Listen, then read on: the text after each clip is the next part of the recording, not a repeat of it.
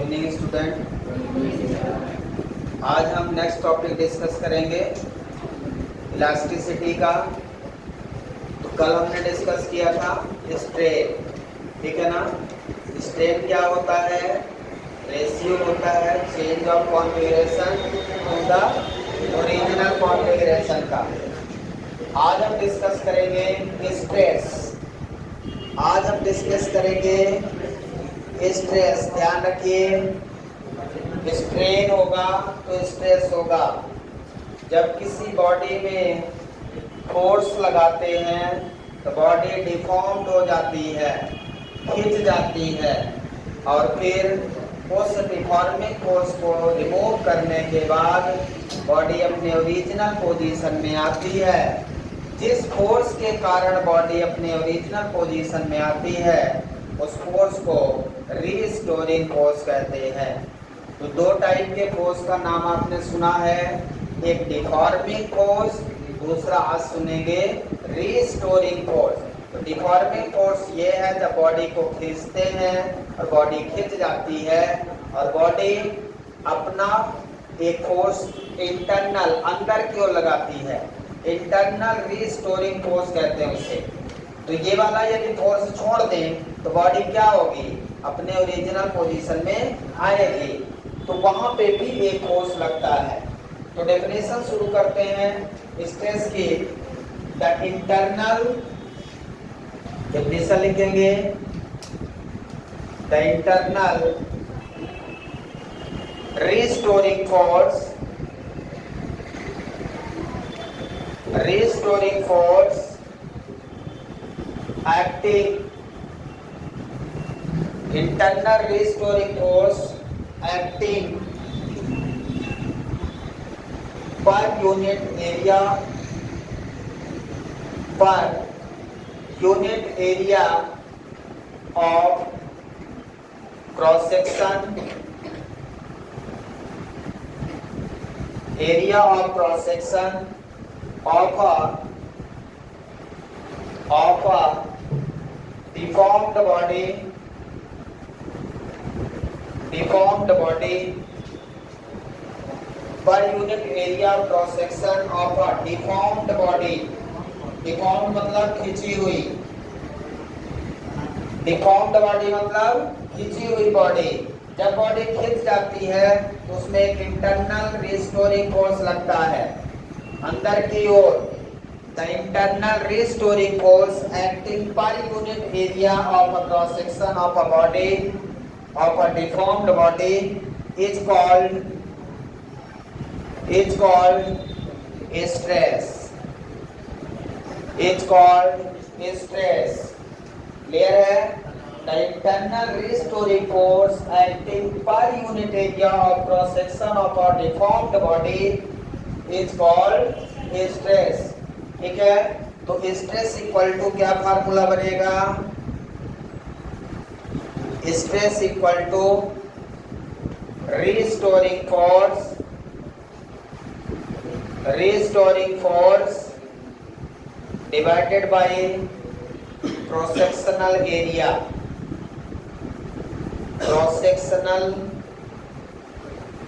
Area या area of cross section, force upon area.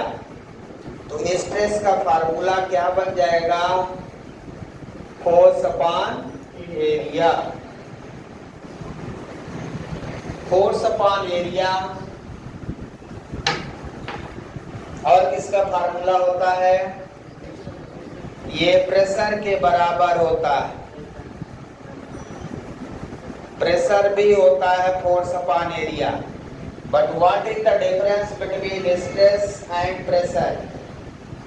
Stress और pressure में कुछ ना कुछ तो डिफरेंस होता है, अदरवाइज हम स्ट्रेस ना बोले, हम सीधा सीधा प्रेशर बोल दें।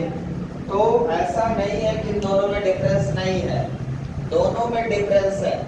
इसलिए हमें ध्यान रखना है कि स्ट्रेस और प्रेशर में क्या डिफरेंस है। ठीक है ना? जाकर लिख लें फार्मूला। तो इसकी यूनिट क्या होगी? SI unit of stress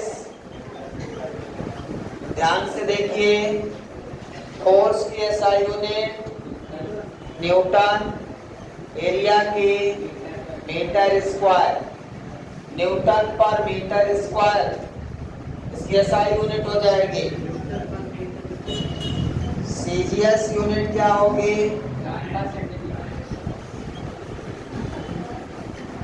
force की सीजीएस यूनिट डायन पर सेंटीमीटर स्क्वायर, डायन पर सेंटीमीटर स्क्वायर। डायमेंशनल फार्मूला क्या होगा? डायमेंशनल फार्मूला स्ट्रेस का सिंपल सा फोर्स अपॉन एरिया। फोर्स का डायमेंशन क्या होता है? mlt-2 एरिया का एल स्क्वायर। एरिया का कितना होगा भाई? L square. एक एल कैंसिल हो जाएगा, एक एल नीचे बचेगा, ऊपर जाएगा तो क्या हो जाएगा? ml-1 t-2। स्ट्रेस का डायमेंशनल फार्मूला सभी को याद होना चाहिए। कितना आ गया? ml-1 t-2। स्ट्रेस का डायमेंशनल फार्मूला यूनिट सभी लोग याद करिए। Completed.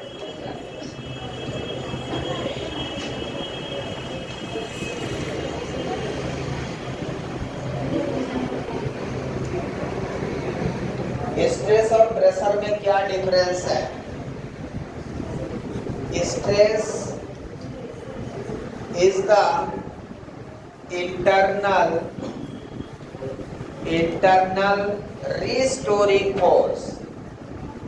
restoring force acting per unit cross sectional area, acting per unit cross sectional area, whereas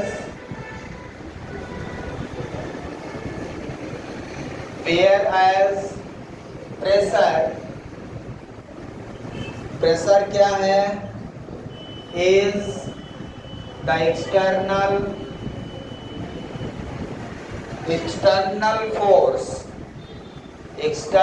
force acting per unit area, per unit cross sectional area.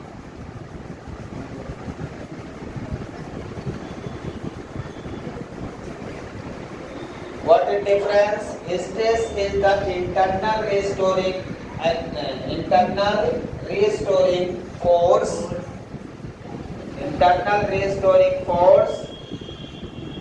acting per unit cross sectional area, whereas pressure is the external force acting per unit cross sectional area. So this is the basic difference between these two. Hence its unit are same but definition are different. Stress and pressure. दिमाग में stress होता है, pressure नहीं। तो बहुत stress है आज बहुत स्ट्रेस है, मतलब इंटरनल खिंचाव है माइंड में, और माइंड में जो इंटरनल खिंचाव होता है उसी को हम स्ट्रेस कहते हैं।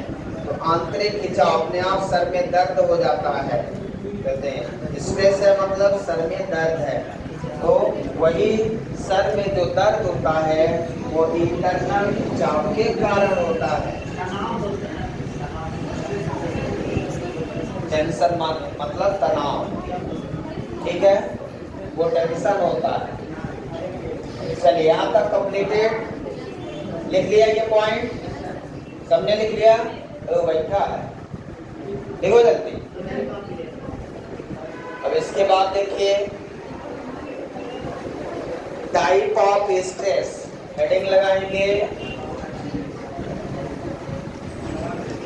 Type of stress. तो जिस तरह से स्ट्रेन के टाइप मैंने डिस्कस किए थे, कितने टाइप का स्ट्रेन था? 3 टाइप का। फर्स्ट लॉन्गिट्यूडिनल स्ट्रेन,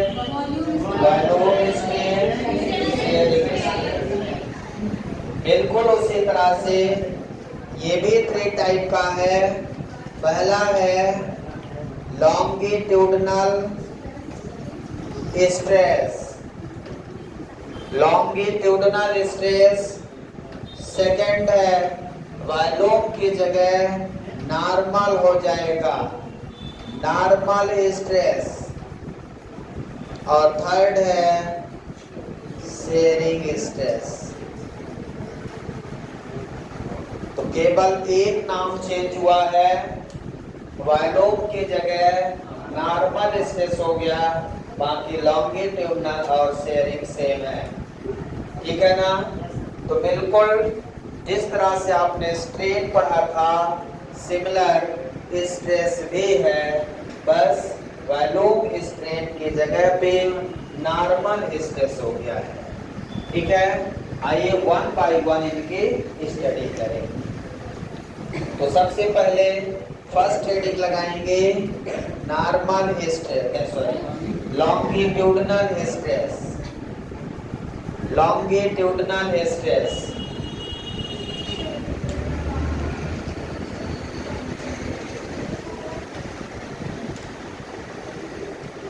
तो लॉन्गिट्यूडनल स्ट्रेस क्या है? When deforming force, when deforming force applied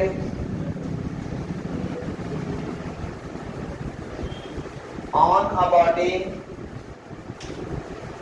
on a body along its length, along its length, then the length of body changes, then the length of body changes, either increases or decreases। changes का मतलब either increases or decreases। ठीक है?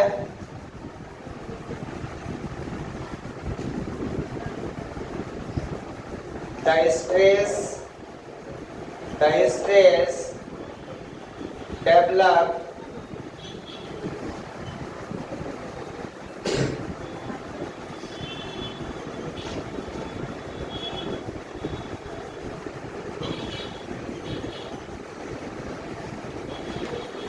Spelling क्या होगी develop?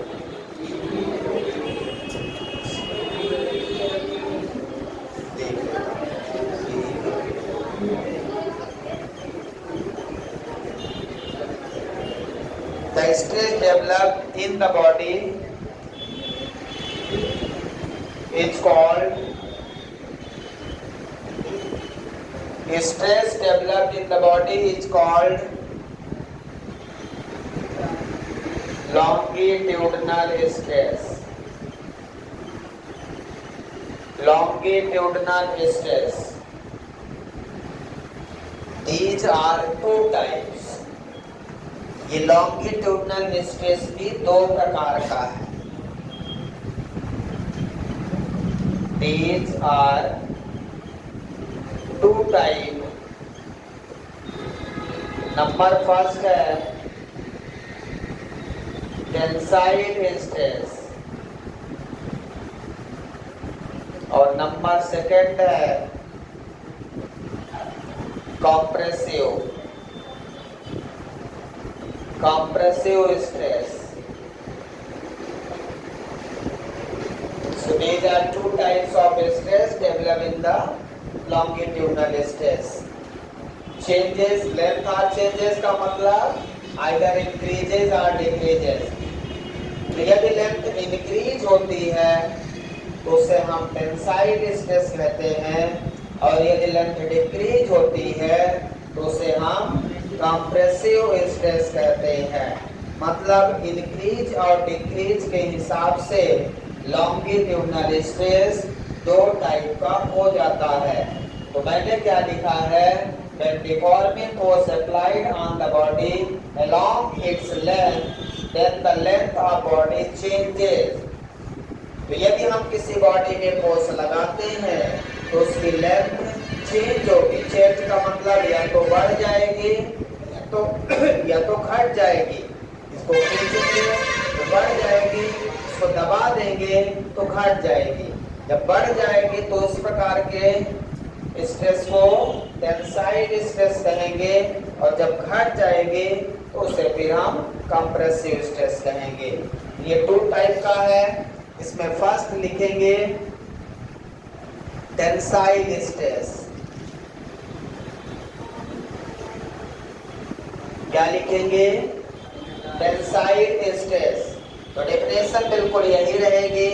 When deforming force applied on the body along its length, then the length of body changes की जगह increases लिख देंगे।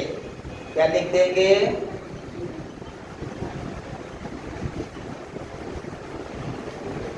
चेंजेस की जगह पे इंक्रीजेस। अब फिक्स हो गया कि लेंथ इंक्रीज ही होगी। Then the stress developed in the body is called tensile stress. Tensile stress. Clear? समझ में आया? So this is the definition of tensile stress. Tensile stress का मतलब ये है कि जैसे ये बॉडी है, ऐसा समझे ये बॉडी है, इसमें फोर्स लग रहा है बाहर की ओर। फोर्स हमेशा किधर लगेगा? बाहर की ओर। ऐसे पकड़ के खींचेंगे तो फोर्स इसमें बाहर की ओर लगेगा। इसे टेंसाइल फोर्स कहते हैं। जब आप इसको पकड़ के खींचेंगे तो अब इसकी लेंथ क्या होगी? ये ओरिजिनल लेंथ है। ये क्या है? ओरिजिनल लेंथ है। तो जब आप इसको खींचोगे तो इसकी लेंथ बढ़ जाएगी। बढ़ेगी कि नहीं? दोनों तरफ इस तरह से लेंथ बढ़ जाएगी। इसको हम इंक्रीज इन लेंथ बोलेंगे, small L. Small L, small L से डिनोट करेंगे। तो पहले इसकी लेंथ कैपिटल एल थी। जब आपने इसमें डिफॉर्मिंग फोर्स लगाया, एक्सटेंशन प्रोड्यूस हुआ, तब इसकी लेंथ स्मॉल एल बढ़ गई, तो लेंथ इंक्रीज हो गई। ऐसे स्ट्रेस को हम टेंसाइल स्ट्रेस कहते हैं, जो इस बॉडी में डेवलप्ड हो गया है। डायग्राम बना ले अच्छे से। कोई डाउट है तो पूछ लें। सेकेंड नंबर देखें आप, कंप्रेसिव।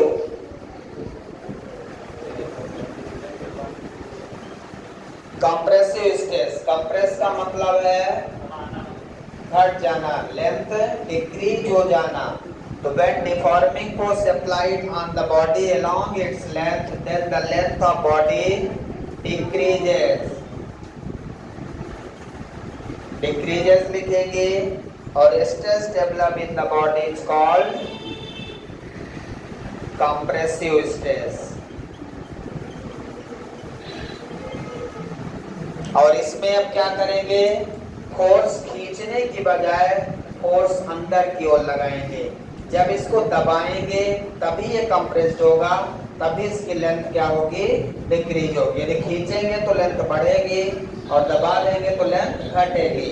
तो जो फोर्स मैंने इधर लगाया था बाहर की ओर, उसकी डायरेक्शन क्या कर देंगे? अंदर की ओर कर देंगे। ठीक है? उसकी डायरेक्शन क्या कर देंगे? अंदर की। अब यहाँ पे माना कि ये पूरी की पूरी लेंथ ओरिजिनल लेंथ है।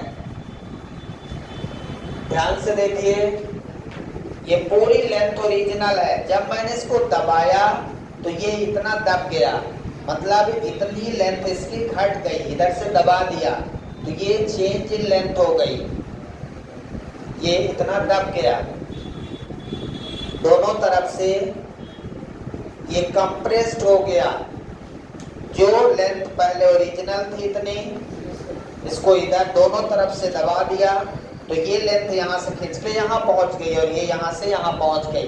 ये पूरी लेंथ कैपिटल एल है, यहाँ से ध्यान रखिए, ठीक है ना। और ये स्मॉल एल कंप्रेस्ड हो गया है।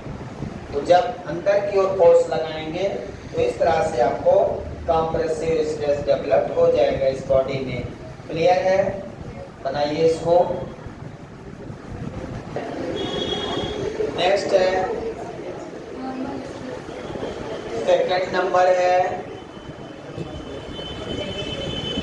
Normal stress. Normal stress when deforming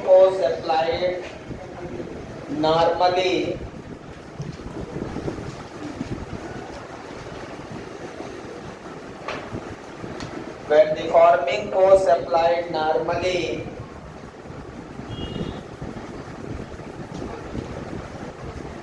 on the surface of a body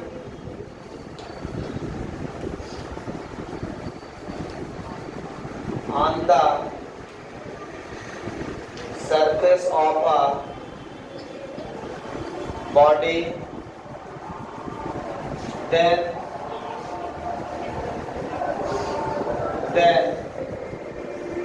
the volume of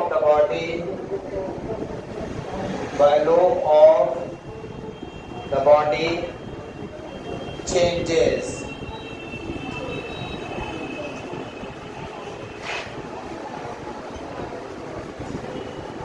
The stress develop in the body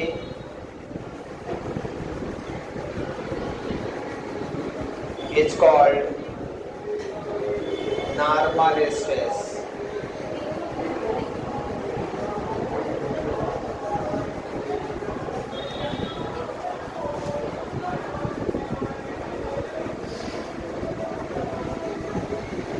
When deforming force applied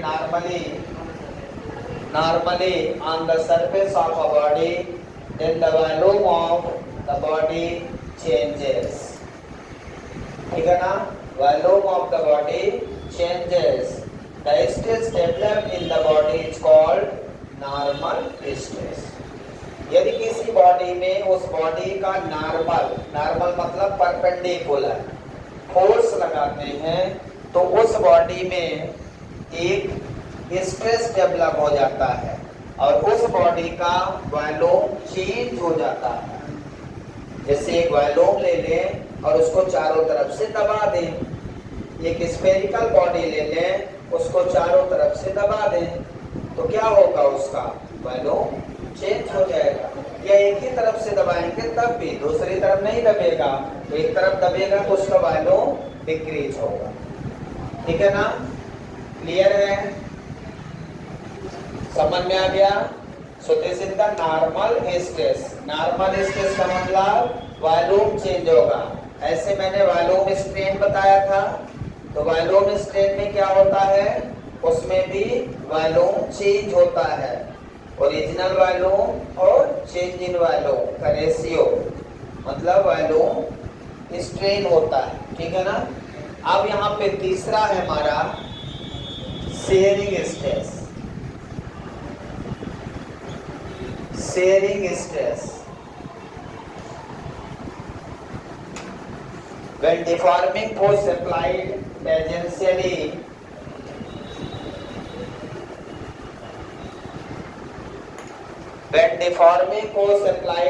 tangentially on the surface of a body, then the shape of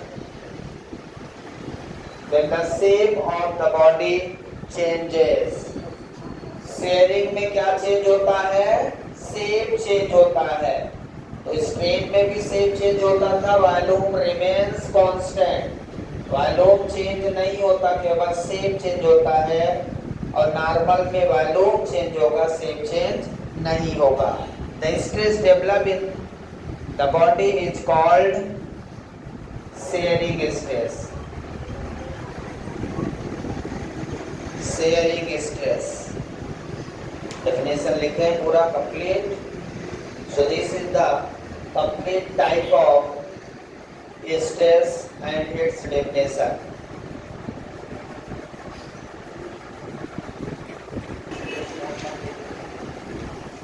एक steel wire है,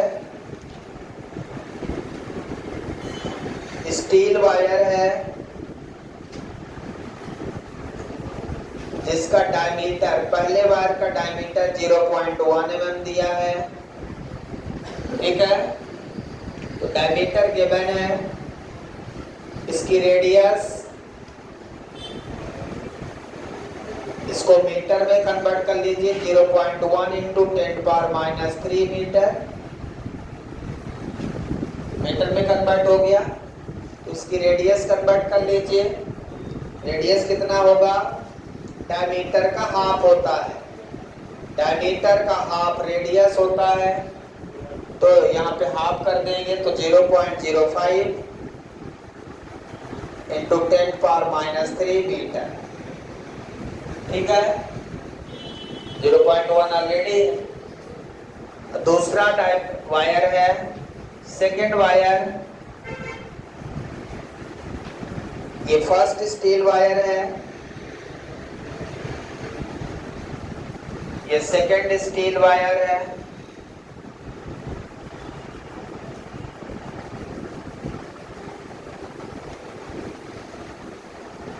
अब इसका diameter आपको दिया है 0.5 mm, 0.5 into 10⁻³ millimetre, sorry metre, metre में convert कर लिया। तो इसकी रेडियस 0.5/2, तो 0.25 10⁻³ हो जाएगा मीटर। क्लियर है, दोनों की रेडियस आ गई। कोई डाउट है इसमें? फाइंड क्या करना है, स्ट्रेस, क्या फाइंड करना है, स्ट्रेस। तो स्ट्रेस क्या फार्मूला हमने लिखा, इसमें फोर्स क्या दिया है आपको, force 5 kg weight, 5 kg weight आपने लटकाया है, 5 kg वेट को 9.8 से गुणा करेंगे तो न्यूटन में आएगा, तो ये हो जाएगा 49 न्यूटन, ठीक है। फोर्स कितना हो गया, 49 न्यूटन का। अब ये फोर्स कांस्टेंट है, ये दोनों वायर में फोर्स लटका रहे हो, तो फोर्स तो कांस्टेंट हो गया। अब इसमें लटकाने से और इसमें लटकाने से किसी की लेंथ ज्यादा चेंज होगी, किसी की कम, लेकिन फोर्स क्या है, कांस्टेंट है। तो हम लिख सकते हैं, हम लिखते हैं stress equal to force upon area, और यदि ये वायर है तो एरिया की जगह पे πr² लिखते हैं। एरिया ऑफ स्टील वायर, और ध्यान रखिए किसी वायर का एरिया हमेशा सर्कल होता है, किसी वायर की एरिया हमेशा सर्कल होती है, और सर्कल की एरिया πr² होती है। हमेशा कभी भी वायर बोलेगा तो एरिया उसका हमेशा πr² ही लेना है, चाहे कोई भी वायर हो, चाहे स्टील का वायर हो, चाहे आयरन का वायर हो, कोई भी वायर हो, कॉपर का वायर हो, सिल्वर का वायर हो। फोर्स कांस्टेंट है तो हम लिख सकते हैं stress directly proportional to, stress को एस से लिख देता हूं, डायरेक्टली प्रोपोर्शनल 1/r²। हमें रेडियस से मतलब है, पाई कांस्टेंट है, फोर्स कांस्टेंट है, तो प्रोपोर्शनल में चला जाएगा। अब यदि मैं इधर लिखूं तो S1/S2 equal to, S1/S2 equal to, अब देखिए उल्टा है, तो इसको मैं लिख दूं R2/R1 का होल स्क्वायर, ठीक है। यदि मैं S1/S2 लिखता हूं तो ये नीचे R1/R2 आएगा और R2 ऊपर चला जाएगा, जो कि इनवर्सली प्रोपोर्शनल है, ठीक है। तो इधर क्या हो जाएगा, R2/R1। अब R1 R2 आपको पता है, सीधा वैल्यू रख दें, बनेगा। तो S1/S2 इक्वल टू R2 की वैल्यू कितनी है बोलिए, 0.25 into 10 power minus 3 divided by R1 की value 0.05 into 10 power minus 3, 10 power minus 3 से 10 power minus 3 कट जाएगा, होल स्क्वायर कर दिया, ठीक है।